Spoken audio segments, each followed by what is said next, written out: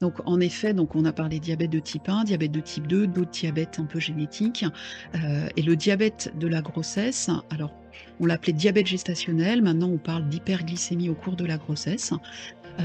La découverte d'un diabète pendant la grossesse, la plupart du temps, en fait, c'est un diabète de type 2, mais qu'on découvre dans une situation un peu plus précoce. Habituellement, le diabète de type 2, on le découvre vers 50 ans.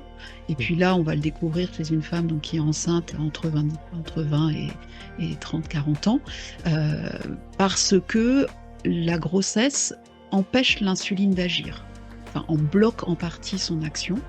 Et donc, le diabète apparaît si le pancréas de la jeune femme n'est pas capable d'augmenter sa sécrétion d'insuline pour contrer le défaut de l'action de l'insuline, en Mmh. fait. D'accord, l'insuline doit faire son travail pour faire utiliser notre sucre, et puis à cause des hormones de la grossesse, c'est plus possible. Donc, il faut augmenter l'insuline. Donc, toutes les femmes enceintes, elles sécrètent beaucoup plus d'insuline, sauf celles qui sont malheureusement prédisposées à devenir diabétiques plus tard et qui, elles, donc, vont découvrir un diabète.